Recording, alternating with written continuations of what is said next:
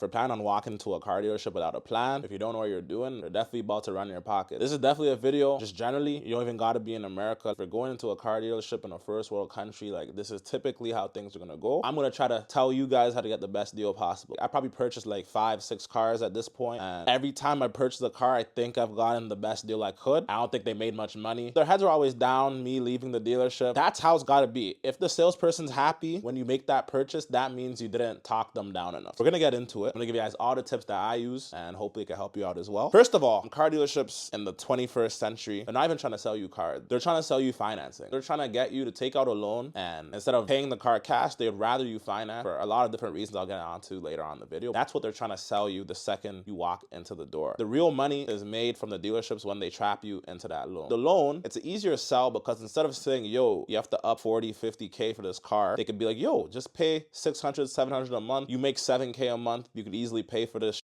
Most people who don't think really thoroughly about what they're doing, they'll be like, yeah, okay. So I like that Beamer. I like that car. It can drive itself. I like the Tesla, blah, blah, blah. If you're at a Tesla dealership, we're going to tell you, yeah, like, $700 a month. And it's actually $400 because you're saving $300 on gas. That's what they'll tell you. And boom, you end up buying a car, right? That's not how you should go into a dealership. Going into a dealership, you need to know what car you want and what it normally goes for, around what it goes. You need to do your background research. The dealer price is always going to be higher than what you probably see online. They're going to give you a bunch of bullshit as to why they can't sell it or why, they're gonna say, oh, we checked it, it's certified, it's this, it's that. No, it's just their markup. It's just the markup that's inflating the price. You gotta make sure that you're not paying any markup. You're paying what the car is actually worth at that time. Then know the interest rate you qualify for. Typically, you probably are gonna finance the car, and in a lot of scenarios, it can be smart, it can be better. In a lot of scenarios, it's dumb, but again, we'll get into it. But know what interest rate you qualify for, know what your credit score is, and know, okay, around what rate you should be getting. Now, we're gonna get into when you're actually negotiating. So you got the car, let's say it's an X5 Beamer truck, slightly used, let's say 2021. You go in there, you're looking at the car, you like it, they're gonna let you go on a test drive. The salesperson's first goal is to make sure you like the vehicle. That's the first thing that they're trained to do, is to go on a test drive and make sure you say, yes, I like this car. If you say anything like, oh, I heard the M Sport variant, like the suspension's a little bit hard, blah, blah, I'm gonna be like, nah, my grandma just had one of these and drives it every day and she's fine. You're 25, like you should be good. Anything they can say to try to get you to say that you like the car, they're gonna say. And they're gonna keep talking about points and be like, oh, I didn't even know I had Bluetooth. Or, oh, I didn't know I had adaptive cruise control. Or, oh, I didn't even know it was this fast. Just gonna keep saying, oh, I didn't know this. This is so nice. Can't blame them. That's their job. That's what they're trained to do. But we gotta be smarter than them. So now, once you say that you've liked the car, and now you're sitting down at the desk, the man's gonna be, okay, what monthly payment are you comfortable paying? That's when you say, oh, I don't know about monthly payments. I wanna know the price of the car. Like, I'm here to talk price. They're gonna try to tell you some bullshit. Like, oh, okay, are you trying to buy cash, blah, blah, blah. Just say that you don't know how you're gonna pay for it yet. Well, you wanna talk about the price of the vehicle before anything else. Don't talk about financing first. And the reason these guys want you to finance is because they make money that way. When they sell you a finance, the bank pays them money. Whenever they sell financing to somebody, the bank pays them money. I'll explain. Let's say the car's 50K, 7% interest rate. If you look at how much interest you're gonna be paying over that 72 months you're gonna stretch it out for, I don't know the exact number, but it's gonna add up to like 15, 20K. That's what the bank predicts to make off of you. So why not have that business? Somebody has an 800 credit score, so you know they're gonna pay, and they're gonna pay interest, and most of the interest is within the first few years.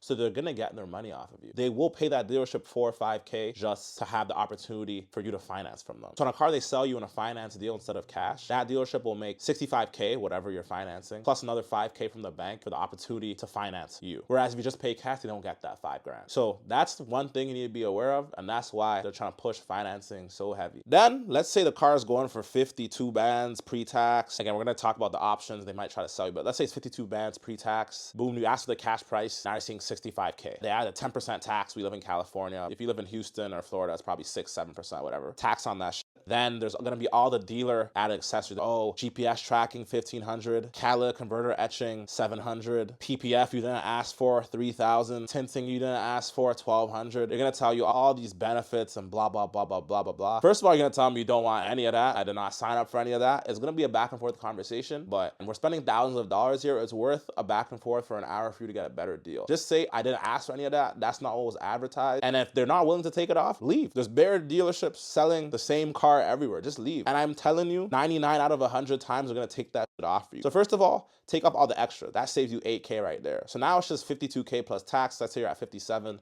Let's say another 1K for license registration. Cool.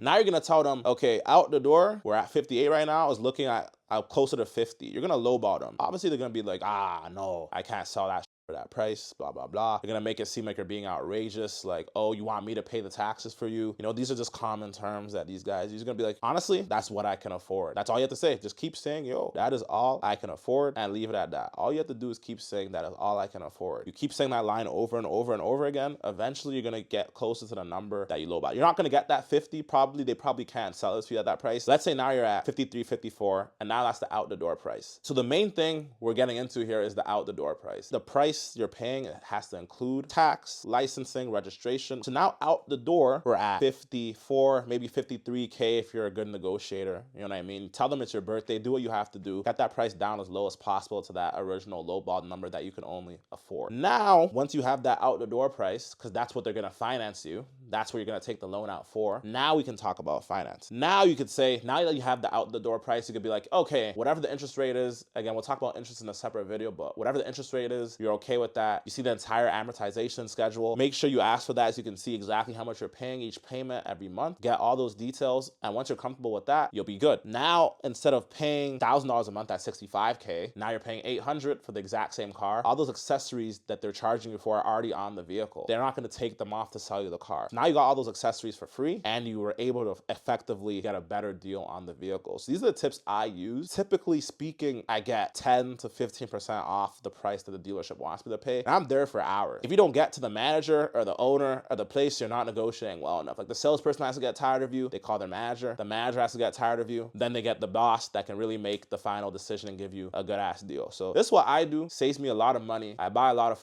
cars, so I kind of need to be smart about how I'm purchasing them. This is what I do. I hope it helps y'all out. Just make sure you do your research first. Low ball. Do the lowest ball you can. You feel me? Like, make sure you low ball the out that salesman. Then keep financing private. Make sure that you're not discussing financing until you have that out the door price, because that's what you're going to take the loan out on. Don't talk anything about monthly payments until you've negotiated the out the door price. And finally, use silence to your advantage. Be willing to walk away and just keep saying, yo, that's all I can afford. I'm sorry. Like, just tell them. They're going to try to go back, yo, you can't afford $700 a month, okay? But don't be like, I don't want to hear anything about monthly payments. I don't want to hear shit about monthly payments. I can afford 50K for the car. That's what you tell them, even if you're planning on finance. Master these tricks, learn these tricks, and at least you'll never overpay on a car again. Whether or not the car is a good financial decision, again, I'm not here to tell you what to do with your money. I make that clear. That's not my goal, but at least you won't overpay for the vehicle and give the dealer any additional money that they really don't deserve. That's all for this one. Stay safe, y'all. Welcome to America.